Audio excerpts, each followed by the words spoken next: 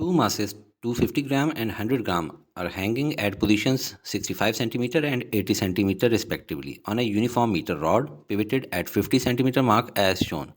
Where should a third mass of 400 grams be positioned to balance the rod? कुछ कुछ question to जैसा है। इसमें पिक्चर पहले से गिवन है, ना भी गिवन हो तो आप इसको बना सकते हैं। ये मीटर रॉड है, 1 मीटर में 100 सेंटीमीटर होते हैं। पिवेटेड है 50 सेंटीमीटर मार्क पे, जबकि 65 सेंटीमीटर और 80 सेंटीमीटर मार्क पे 250 ग्राम और 100 ग्राम के मासेस हैंग कर रहे हैं। पूछा जा रहा है कि थर्ड मास जो कि 400 ग्राम का है उसको कहाँ हैंग करें ताकि ये जो रॉड है ये बैलेंस हो जाए। तो वो उस सूरत में बैलेंस होगी जब मास 1 की वजह से पैदा होने वाला टॉर्क और मास 2 की वजह से पैदा होने वाला टॉर्क, इन दोनों का सम इक्वल हो जाए मास 3 की वजह से मिलने वाले काउंटर क्लॉकवाइज टॉर्क के। यानी क्लॉकवाइज टॉर्क बराबर हो जाएंगे काउंटर क्लॉकवाइज टॉर्क के। उस वक्त ये बार जो है ये बैलेंस हो जाएगी। टॉर्क का फॉर्मूला आपको याद होगा, force multiply by distance.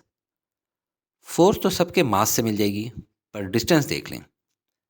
Pivot point से मास 1 तक का डिस्टेंस बनता है 15 सेंटीमीटर। इसको हम D1 कह देते हैं क्योंकि 65 माइनस 50 इज इक्वल टू 15। इसी तरह पिवट पॉइंट से मास 2 तक का डिस्टेंस 30 सेंटीमीटर है। इसको हम D2 कह देते हैं क्योंकि 80 माइनस 50 इज इक्वल टू 30।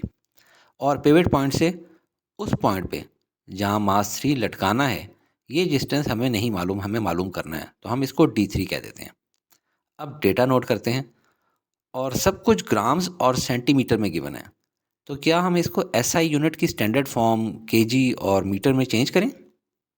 नहीं, इस केस में नहीं, क्योंकि हमने आखिर में वो पोजीशन बतानी है जहाँ ये मास 3 लटकाना है, जो कि सेंटीमीटर्स में ही होगी।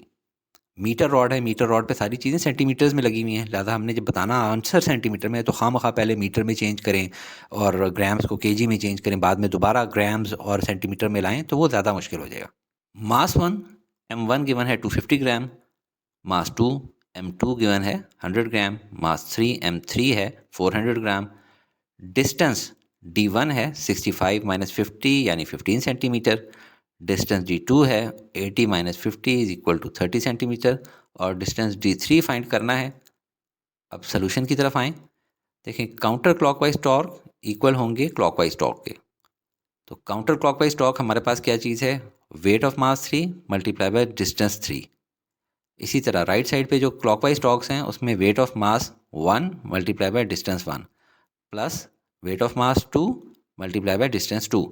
अब वेट होता है mass into acceleration due to gravity. तो वेट 3 का मास क्या होगा? M3, तो M3 into ji multiply by D3। इसी तरह वेट 1 की जगह हम लोग लिख लेंगे M1 multiply by ji into D1 और वेट 2 की जगह लिख लेंगे M2G इंटू D2। अब राइट साइड वाली टर्म्स को देखें, इन दोनों टर्म्स में acceleration due to gravity small g common है, तो इसको बाहर निकाल लें। अब ओवरऑल देख लें, राइट साइड पे g और लेफ्ट साइड पे g मल्टीप्लाई हो रहे हैं दोनों साइड्स पे, तो इनको कैंसिल किया जा सकता है। हमें चाहिए D3, हमने फाइंड करना है D3। तो M3 को दूसरी साइड पे ले जाएंगे तो वो नीचे डिवाइड हो जाएगा। अब इनकी वैल्यूज़ पुट इन करना शुरू करें। पहले M3 की वैल्यू डाल देते हैं नीचे 400, ऊपर M1 की वैल्यू 250 मल्टीप्लाई हो रहा है D1 से जो कि है 15 प्लस M2 की वैल्यू है 100 मल्टीप्लाई हो रहा है D2 से जो कि है 30। अब नीचे तो 400 ही रहा, ऊपर 250 मल्टीप्लाई 15 से वैल्यू आई 3750 और 100 मल्टीप्लाई बाय 30 से वैल्यू आई 3000। ऊपर वाली टर्म्स को ऐड कर लें तो ये बन जाएगा 6750 और डिवाइड बाय 400 किया तो वैल्यू आई 16.88। और ये क्या है? ये है D3, distance of the mass 3 from pivot, कि कहाँ पे इसको हैंग, कितना दूर इसको हैंग करना है। कहाँ इसको हैंग करना है वो नहीं बताया जा रहा, कितना दूर इसको हैंग करना है वो बताया जा रहा है, D3। लिहाजा हमें तो इस जगह की वैल्यू चाहिए कि यहाँ पे क्या फिगर होनी चाहिए। तो अगर ये 16.8 है तो 50 माइनस 16.88 हमारी वो वैल्यू बन जाएगी। तो ये हो जाएगा M3 should be positioned at 50 minus 16.88।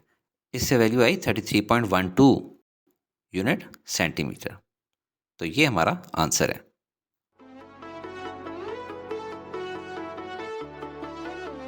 Study with me, a learning experience.